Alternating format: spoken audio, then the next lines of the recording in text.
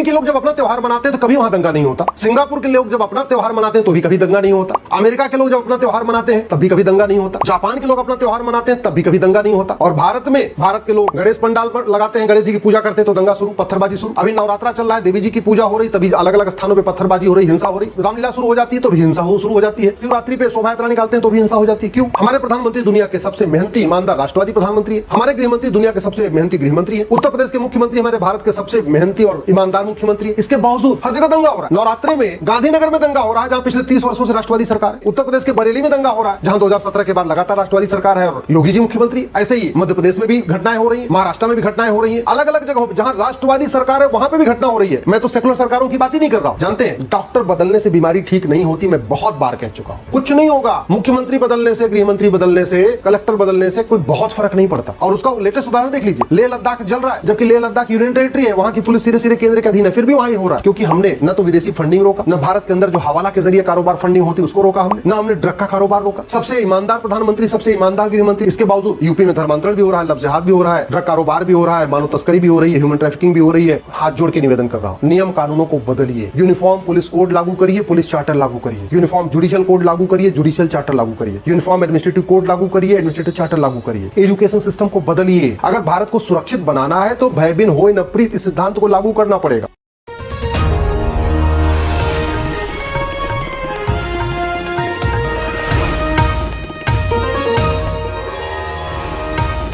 चीन के लोग जब अपना त्योहार मनाते हैं तो कभी वहां दंगा नहीं होता। सिंगापुर के लोग जब अपना त्योहार मनाते हैं तो भी कभी दंगा नहीं होता। अमेरिका के लोग जब अपना त्योहार मनाते हैं तब भी कभी दंगा नहीं होता।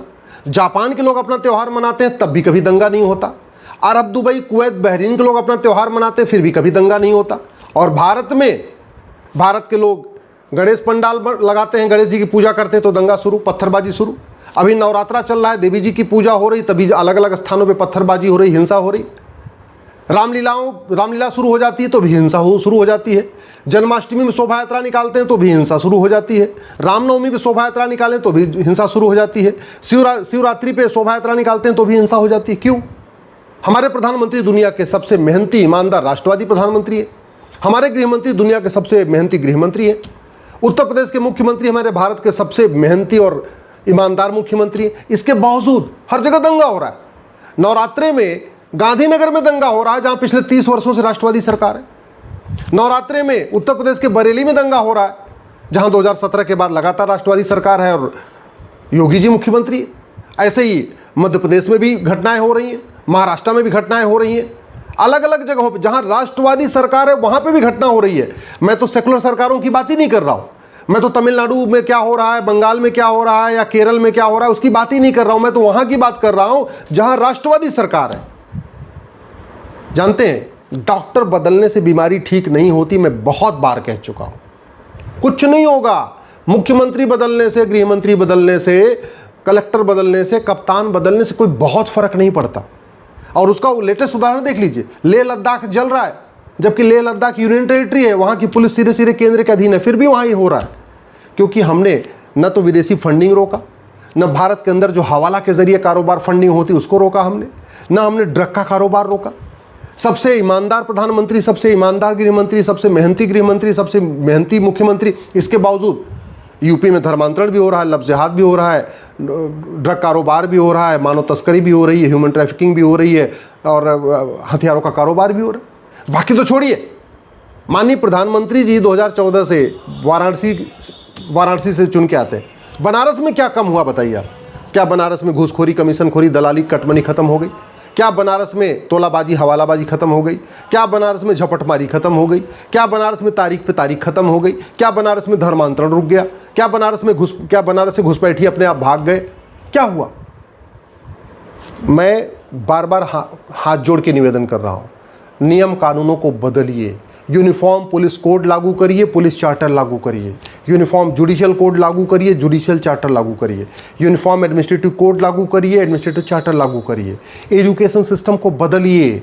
मुगल चले गए, अब यहाँ मदरसा नहीं चलना चाहिए, अब यहाँ भारतीय शिक्षा व्यवस्था लागू होनी चाहिए। अंग्रेज चले गए, अब मॉन्टेसरी स्कूल, मिशनरी स्कूल ये जो चल रहे हैं ना, ये बंद होने चाहिए। भारतीय शिक्षा व्यवस्था लागू होनी चाहिए। अगर भारत को सुरक्षित बनाना है तो भय बिन होय न प्रीत इस सिद्धांत को लागू करना पड़ेगा। भारत को सुरक्षित बनाना है तो भगवान कृष्ण की नीति लागू करनी पड़ेगी, सठे साठ्यम समाचरेत। जब तक भारत में विदेशी फंडिंग आएगी एनजीओज को, तब तक भारत शांत नहीं हो सकता। जब तक भारत के एनजीओज को भारत के अंदर से फंडिंग होती रहेगी, तब तक भारत शांत नहीं हो सकता।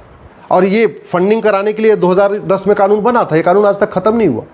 कांग्रेस को सुबह से लेकर शाम तक कोसा जाता है, लेकिन कांग्रेस के द्वारा जो कानून बनाए गए, देश विरोधी कानून बनाए गए, आज तक खत्म नहीं हुए। जब तक एक भी अंग्रेजी कानून है, भारत सुरक्षित नहीं हो सकता। अभी 225 कानून चल रहे हैं।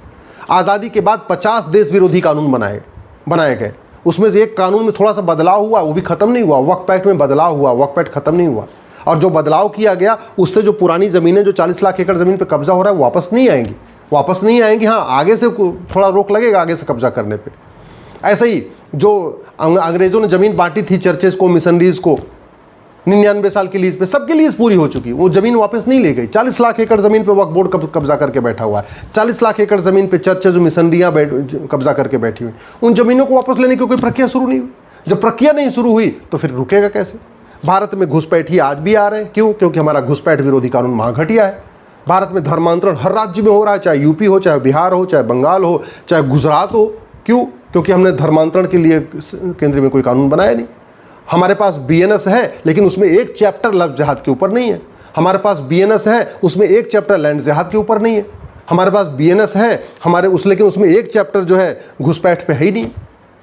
तरीका ये है कि अगर जो समस्या पूरे देश में होती है उसके लिए संसद में कानून बनता है। जो समस्या केवल राज्य में होती है उसमें विधानसभा में कानून बनता है।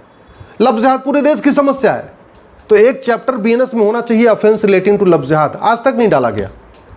ये धर्मांतरण पूरे देश की समस्या है, तो बीएनएस में एक चैप्टर होना चाहिए, ऑफेंस रिलेटिंग टू कन्वर्जन, आज तक नहीं डाला गया। लैंड जिहाद हो रहा है पूरे देश में, ये केवल एक राज्य में नहीं हो रहा, पूरे देश में हो रहा है, तो बीएनएस में एक चैप्टर होना चाहिए, offence relating to land grabbing, लेकिन नहीं डाला गया। ऐसे ही जो है ड्रग कारोबार पूरे देश में हो रहा है, तो बीएनएस में एक चैप्टर होना चाहिए, offence relating to drug smuggling, अभी तक नहीं डाला गया। ये जो ह्यूमन ट्रैफिकिंग, ये पूरे देश में हो रहा है, तो बीएनएस में एक चैप्टर अलग से होना चाहिए, offence relating to human trafficking. हथियारों का कारोबार पूरे देश में हो रहा है, अवैध हथियारों का कारोबार, तो बीएनएस में एक चैप्टर होना चाहिए, हथियारों पे होना चाहिए। इसी तरीके से काला धन हवाला पूरे देश में चल रहा है, तो बीएनएस में एक चैप्टर होना चाहिए, offence relating to money laundering and drug smuggling. भ्रष्टाचार पूरे देश में हो रहा है, तो बीएनएस में एक चैप्टर होना चाहिए, ऑफेंस रिलेटिंग टू करप्शन। देश को बचाना है तो हमें सबसे पहले अमेरिका का जो फेडरल पिनल कोड है ना, ऐसा ही एक कानून भारत में लागू करना पड़ेगा। एक one nation one penal code बनाना पड़ेगा। जो 50 घटिया कानूनों को मकड़जाल बना रखा है, वो देखने में बहुत बढ़िया है, चलो हमारे पास 50 कानून है, वो बेकार है, किसी काम के नहीं, अननेसेसरी बर्डन क्रिएट कर रहे हैं। भारत को सुरक्षित बनाना है तो सबसे पहले one nation one penal code लागू करना पड़ेगा। भारत को सुरक्षित बनाना है तो 1861 का पुलिस एक्ट खत्म करके एक one nation one police code लागू करना पड़ेगा, पुलिस चार्टर लागू करना पड़ेगा। भारत को सुरक्षित बनाना है तो इन्वेस्टिगेशन का एक बाकायदा स्टैंडर्ड एसओपी बनाना पड़ेगा। अगर मर्डर हो गया तो क्या क्या 100 सवाल पूछने हैं, किन 100 बिंदुओं पे जांच होनी चाहिए, उसका स्टैंडर्ड प्रोसीजर होना चाहिए। ऐसा नहीं होना चाहिए कि बंगाल की पुलिस किसी और तरीके से जांच करेगी और बिहार पुलिस किसी अलग तरीके से जांच करेगी। भाई बार बार सीबीआई जांच की मांग क्यों हो रही? सीबीआई अच्छा जांच करती है, तो जो सीबीआई अच्छा जांच करती है, सीबीआई किस तरीके से जांच करती है वही प्रोसीजर स्टेट पुलिस भी कर ले, खत्म बात हो गई, लोग सीबीआई जांच की मांग ही नहीं करेंगे। भारत को सुरक्षित बनाना है, ये गुलामी की न्यायिक व्यवस्था बदलना पड़ेगा, एक जुडिशियल चार्टर लागू करना पड़ेगा। कौन सा अपराध कितनी डेट पे खत्म होना है, कौन सा अपराध 3 महीने के अंदर खत्म होना है, किस अपराध का फैसला 6 महीने में आना है, किस अपराध का फैसला साल भर में होना है, ये इसका स्टैंडर्ड प्रोसीजर बनाना पड़ेगा। जज की मर्जी पे अगर हम छोड़ेंगे तो तारीख पे तारीख देते रहेंगे, हमें स्टैंडर्ड लिखित होना चाहिए, हाँ भैया हर हफ्ते सुनवाई होगी। भारत को सुरक्षित बनाना है तो सबसे पहले ये भारत में जो प्रशासनिक व्यवस्था है, न्यायिक व्यवस्था है, पुलिस व्यवस्था, और सबसे इंपॉर्टेंट भारत की शिक्षा व्यवस्था बदलना पड़ेगा। न शिक्षा में संस्कार है, न कानून का खौफ है। और दुनिया में सबसे ज़्यादा लफ्ज़ जिहाद भारत में हो रहा है। 5 लाख बहन बेटियां साल में गायब हो रही हैं, उसमें से 1.5 लाख वापस मिलती हैं, 3.5 लाख का पता नहीं चल रहा है। भारत में इस समय पूरी दुनिया में सबसे ज़्यादा धर्मांतरण भारत में हो रहा है। प्रतिदिन 1500 परिवारों का धर्मांतरण हो रहा है। एक परिवार में 7 आदमी मान के चलिए तो पर डे 10,000 हिंदुओं का धर्मांतरण हो रहा है। साल में 40 लाख हिंदुओं का धर्मांतरण हो रहा है। क्यों? क्योंकि यहाँ शासक बदले हैं, मुख्यमंत्री बदल रहे हैं, सांसद बदल रहे हैं, विधायक बदल रहे हैं, मंत्री बदल रहे हैं, कलेक्टर बदल रहे हैं, कप्तान बदल रहे हैं, कानून नहीं बदल रहा है, व्यवस्था नहीं बदल रही है, इसलिए धर्मांतरण नहीं रुक रहा। 5 करोड़ घुसपैठी आके बैठे हुए, अभी घुसपैठियों का आना बंद नहीं हुआ। और घुसपैठिए सारे कागज बनाते चले जा रहे हैं, सब बनवाते जा रहे हैं। क्यों? क्योंकि फर्जी डॉक्यूमेंट बनाना गंभीर अपराध नहीं, फर्जी डॉक्यूमेंट बनवाना गंभीर अपराध नहीं। आधार एक्ट इतना महाघटिया है, महा सड़ा हुआ है कि उस कानून में लिखा हुआ है कि जो 6 महीने रह ले उसका आधार बन जाएगा। अब घुसपैठिए एक पहले आधार बनवा लेते हैं क्योंकि कानून कहता है 6 महीने के बाद बन जाता है। उसके बाद एक डॉक्यूमेंट से 2, 2 से 3, 3 से 4, 4 से 5, 5 से 6 डॉक्यूमेंट बनवा लेते हैं, वोटर आईडी में नाम जुड़वा ले रहे हैं। दुनिया के सबसे ज़्यादा फर्जी वोटर भारत में है, दुनिया के सबसे ज़्यादा घुसपैठिए भारत में है, दुनिया में सबसे ज़्यादा जनसंख्या विस्फोट भारत में हो रहा है। और इसके बाद भी हम सोच रहे हैं नहीं भारत बहुत अच्छा होने वाला है, बहुत सुरक्षित होने वाला है। ये बहुत बड़ी गलतफहमी है। एक बात मैं बता दूं, अभी नवरात्रे मना रहे हैं। दुर्योधन का ननिहाल गंधार में भी नवरात्रा होता था। आज की डेट में अफगानिस्तान हो गया, वहाँ नवरात्र मनाने वाला एक व्यक्ति नहीं बचा। राजा भारत का ननिहाल जहाँ से माता कैकेयी आई थी वहाँ पे भी नवरात्र होता था। अब पाकिस्तान बन गया, कोई नवरात्र करने वाला है नहीं वहाँ पे। अब देवी जागरण बंद हो चुका है। ईस्ट बंगाल, वेस्ट बंगाल तो हमारे पास है, वहाँ दुर्गा पूजा हो रही है। ईस्ट बंगाल में दुर्गा पूजा नहीं हो रही है। क्यों? वहाँ भी तो होती थी पहले, अब नहीं हो रही। भारत में बाकी पाकिस्तान, अफगानिस्तान, बांग्लादेश तो छोड़िए, भारत के 9 राज्यों में हिंदू खत्म हो चुके हैं, वहाँ नवरात्रा खत्म हो चुका है। 800 जिलों में से 200 जिलों में हिंदू खत्म हो गए, वहाँ भी नवरात्रा खत्म हो गया। 6000 तहसीलों में से 1500 तहसीलों में हिंदू खत्म हो गए, वहाँ भी नवरात्रा खत्म हो चुका है। नहीं होता नवरात्रा। भारत के बॉर्डर पर नवरात्रा नहीं हो रहा है। क्यों? क्योंकि बॉर्डर की डेमोग्राफी बदल चुकी है और बहुत तेज़ी के साथ आज भी बदल रही है। लफ्ज़ जिहाद कानून बना नहीं, लैंड जिहाद कानून बना नहीं, धर्मांतरण नियंत्रण कानून बना नहीं, घुसपैठ नियंत्रण कानून बना नहीं, जनसंख्या नियंत्रण कानून बना नहीं। तो पर डे डेमोग्राफी बदल रही है, पर डे। और मुख्यमंत्री बदल रहे हैं, सब कुछ बदल रहे हैं, लेकिन जो खतरे हैं वो कम नहीं हो रहे हैं। क्यों? क्योंकि हमने कानून नहीं बदला। इसलिए मैं आप लोगों से निवेदन कर रहा हूं, दल गुलामी छोड़िए, पार्टियों की गुलामी छोड़िए। ये सांसद विधायक जिनके पीछे पीछे आप घूम रहे हैं, ये पॉलिटिकल पार्टियां जिनके पीछे घूम रहे हैं, ये नेता जिनकी आप जय जयकार कर रहे हैं, ये 15-20 साल के बाद आपके बच्चों को बचाने नहीं आएंगे, आपकी ज़मीन बचाने नहीं आएंगे, आपकी बेटी को बचाने नहीं आएंगे, आपकी मकान दुकान बचाने नहीं आएंगे।